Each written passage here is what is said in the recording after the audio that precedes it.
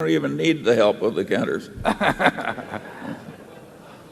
We believe in postmortems at Berkshire. I mean, we really do believe.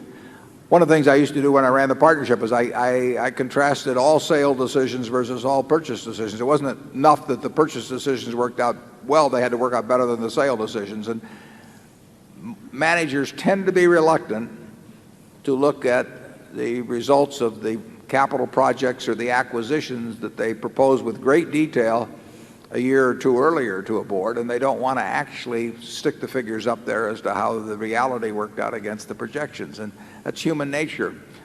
But I think you're a better doctor if you drop by the pathology department occasionally, and I think you're a better manager or investor if you look at every one of the decisions you've made of importance and see which ones worked out and which ones didn't, and you know, what is your batting average? And if your batting average gets too bad, you better handle the decision making over to someone else. I'm Joe Knobb from Seattle, a shareholder, Mr. Buffett and Mr. Munger.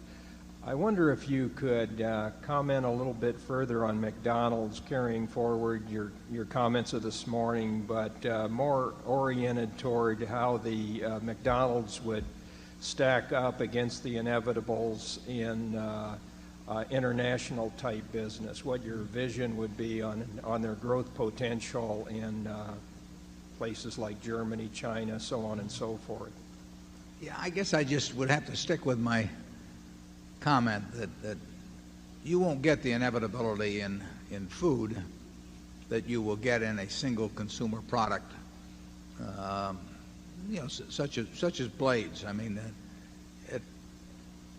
if I'm using a Gillette sensor blade today, the chances are I'll try the next generation that comes out. It'll be the Sensor Excel right now, but if I will try the next one that comes out. Obviously, they're happy with the product. You know, it's not expensive. It's $20-odd a year. You know, if you're a typical user, and if you're getting a great result, you're not going to fool around. Whereas a great many of the decisions on fast food as to where you eat is simply based on which one you see. I mean, convenience is a huge factor. So if you are going by a McDonald's or a Burger King or a Wendy's and you happen to be hungry at that point, or if you're traveling on the road and you see one of those signs up, you're probably going to stop at you may very well stop at the one you see. So there's a loyalty factor, but it's just not going to be the same in food. People want to vary their. I don't. I mean, I'm happy to eat every day, but most people want to vary where they eat as they go through the week or the month or the year, and they don't really have any great desire to vary their soft drink the same way. Charlie? I can't think of anybody else who before McDonald's ever did what McDonald's did to create a chain of restaurants on such a scale that worked. Oh, Howard Johnson's tried. Yeah, there were a lot of failures. Some of you were old enough around Omaha to remember Reed's. Harkert's. Or Harkett's hamburgers. Harkett's wholesome hamburgers. Right. And they came and they went, those chains. It is a much tougher business that McDonald's is in. It's price sensitive too. I mean, obviously. Part of that's comparative. You could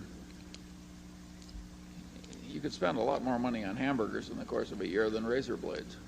I mean, you can't save that much by changing razor blades.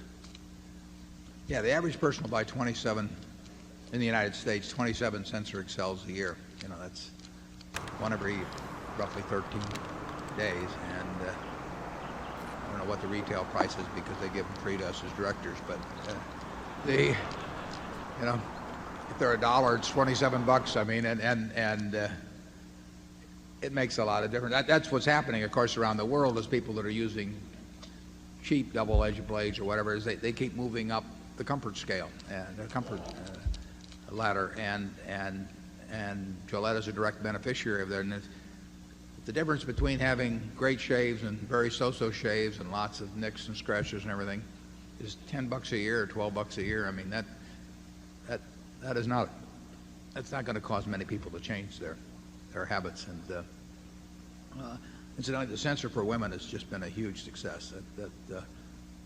I think they've had more razors go out on that than the same period when the original censor came out for men. So that's been an enlargement of the market. I would not have guessed that would have worked that well. Before that, all the women just used the disposables or their husband's boyfriend's razor, but thank God they've gotten over that. It's not the same thing. So there's no knock on McDonald's at all. It's just the nature of the kind of industry they're in. Now, according to an article back in 1999, Warren Buffett, the legendary American investment guru, yesterday reported a 48% jump in earnings at his investment vehicle, Berkshire Hathaway, but warned he was still struggling to find good shares with a long-term appeal. So here's where he was quoted. "My decision to sell McDonald's was a very big mistake," he wrote. "Overall, you would have been better off last year if I had regularly snuck off the movies during market hours." So this was obviously a terrible, terrible decision by Warren Buffett to sell off the McDonald's shares to begin with. And there's a lot of reasons for that, of course. Warren Buffett has said in the past, I'm paraphrasing, that the best stocks are the ones that you hold forever. And I think McDonald's, according to Warren Buffett anyway, is a part of that sentiment. What do you think, though? Remember to leave a like, comment, subscribe, and hit the notification bell for more. What do you think? Do you think Warren Buffett should have sold shares in McDonald's? So what do you think? Remember to leave a like, comment, subscribe, and hit the notification bell for more. Thank you so much for watching, everybody, and I'll see you in the next video.